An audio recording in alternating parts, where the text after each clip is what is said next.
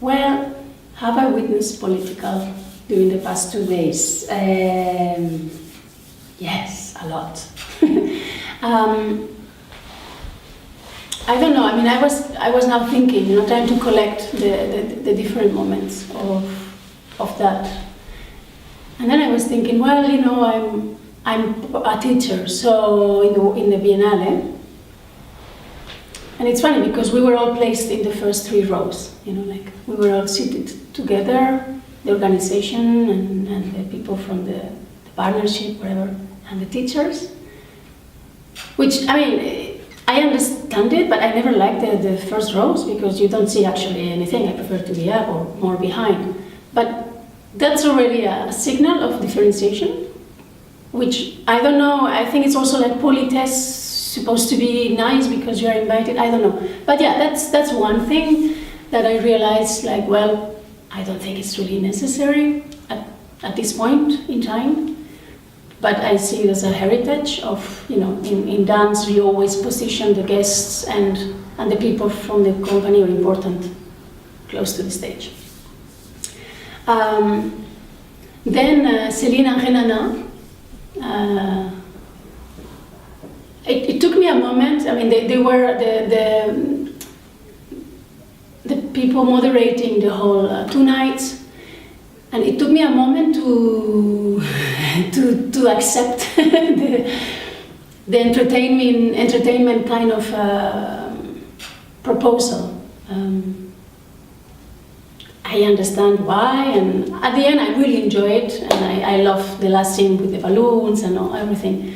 And in a way it was really interesting because I witnessed the Biennale in 2008, which was the first one, in the same stage and in the same environment. That time I was up somewhere because I wasn't a teacher.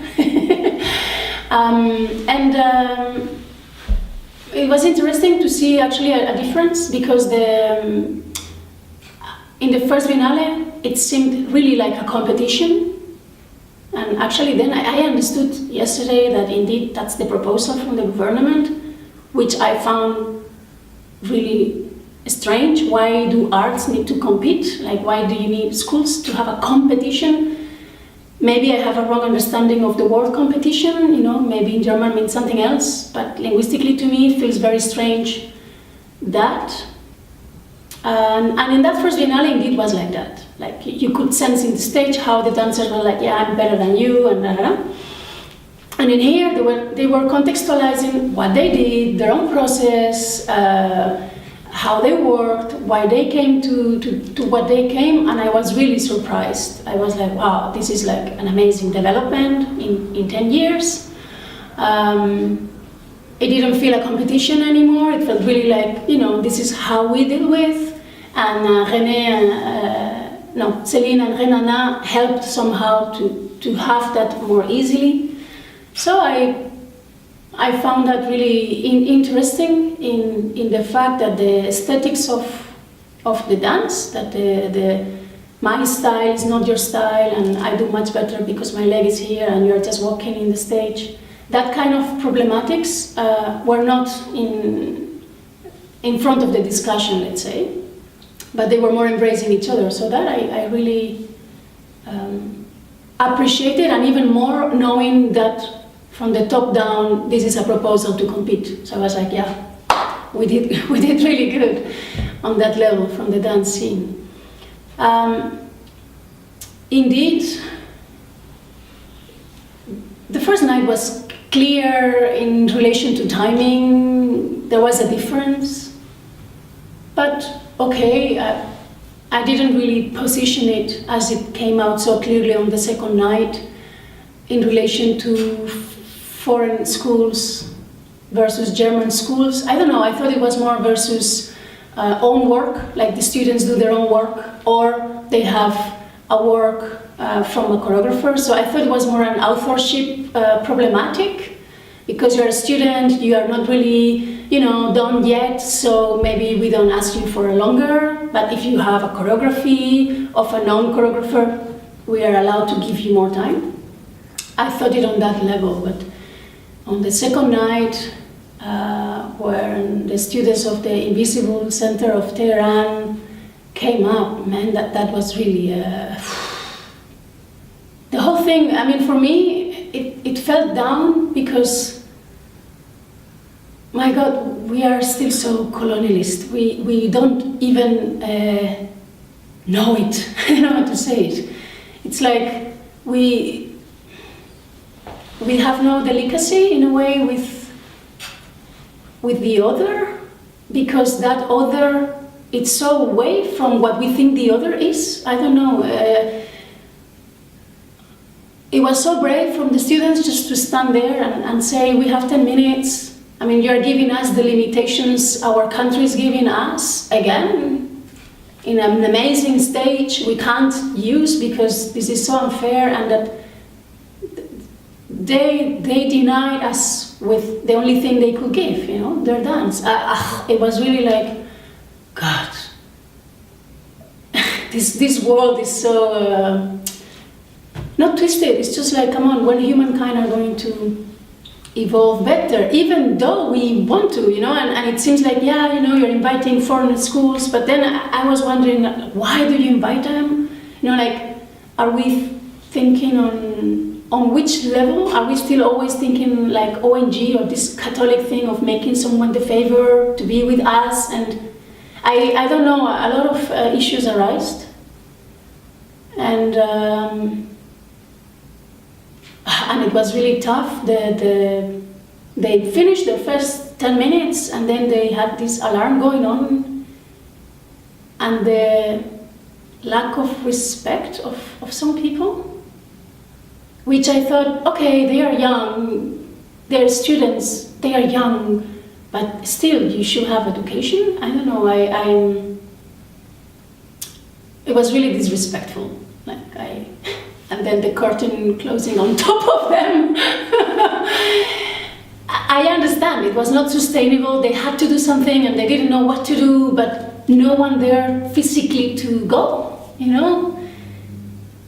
Even myself, I thought, I just want, because I was in the second row, because I'm a teacher, I could just come up, and I was thinking, well, I could just go and stand with them, you know, just beside, because no other action will, what can we say, what can we do? Just support the fact that this was wrong, you know, and, but I don't know, you know, if apology is enough. It's just really revisiting our acts and thinking, what are we constructing and what are the necessity when we say political within dance? Yeah, everything, you know, it's gender, it's race, like it's. For example, to me, yesterday I was talking to a colleague, and it was just normal to say, yeah, you know, when I was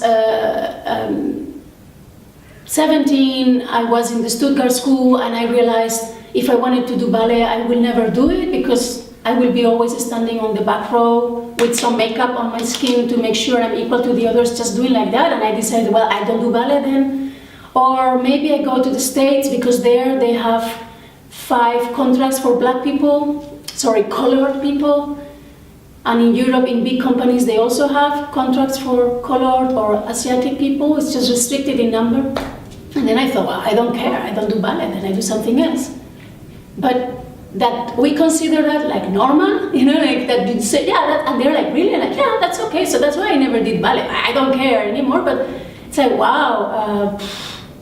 And then what are we saying then? Or how are we defending our art as something that goes further than society, as something that is so great because we don't use words and then we can allow everybody to come in? Yeah, I don't know, it's interesting. So yesterday was, it was a shock. Actually very nice, and then at the same time it felt also like, oh, but this is great because it's so political, it's good for the discussion of the week. And I thought, yes, why not? But at the same time, maybe we are apologize, we do something, I don't know, we give them their time somewhere else to express really? Can we make it and not just have a discussion, because that's not what they came here for? I don't know. Anyway, it's not my I'm not part of taking decisions, so I'm here telling you my thoughts. And then this morning was interesting. I was asked to have a session on audition, which was very weird because actually I'm that kind of dancer that actually almost never auditioned. And then it's interesting because you have this room full of dancers, young dancers, looking at you like, whatever, what is she gonna tell, but we know it, and who cares? And actually I'm wasting time because I'm not doing my exercise. So, I don't know, you're a bit like,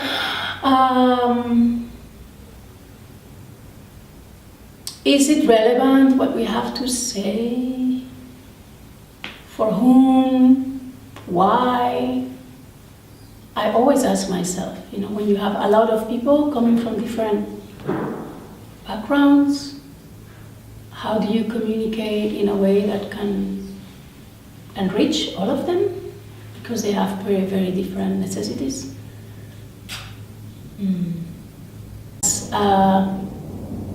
Institution? No, not institution. It's like religion and the church.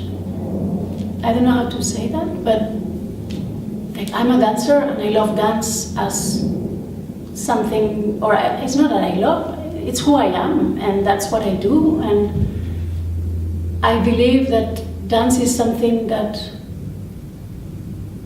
canalizes and expresses and brings further the community and the self.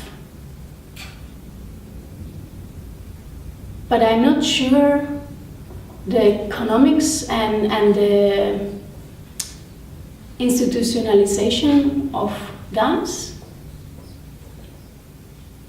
is placed along those ideas, which are mine. I don't mean it needs to be general, but I don't know. Yeah, it's more like a labor problematic of how we have constructed the economics and contracts of authorship, relations into how a performance is and how you deliver and how it is consumed. And honestly, I'm 42, I dance for, many years in companies. I don't feel connected to that, So when I see these young people on that stage, just finishing the school, eager to get a contract, I'm always thinking, but do you know what is dance really for you? Like, do you know what you're really getting into? Are you ready for that kind of contractual relationship? So sometimes I even question myself, like, why do I need to defend this? But there is beauty in it, in the sense, not beauty as aesthetic beauty, but there is a depth of this constant rhythm, constant necessity to transform that the body can do, which is just fascinating, And when I see dancing children, they are so free, just because they want to move, or dance in communities that are considered dance as something just you need to do. I'm happy, I'm really happy. And then I see the stage, this abstraction, rationalization, and it's like, yeah, of course it advanced in one level, but then I'm like, Jesus, we have lost the root somehow, somewhere. And will they find it? These young people, will they find that? Do they need to find that? Is it important for them to find that? I don't know. For me, it would be nice.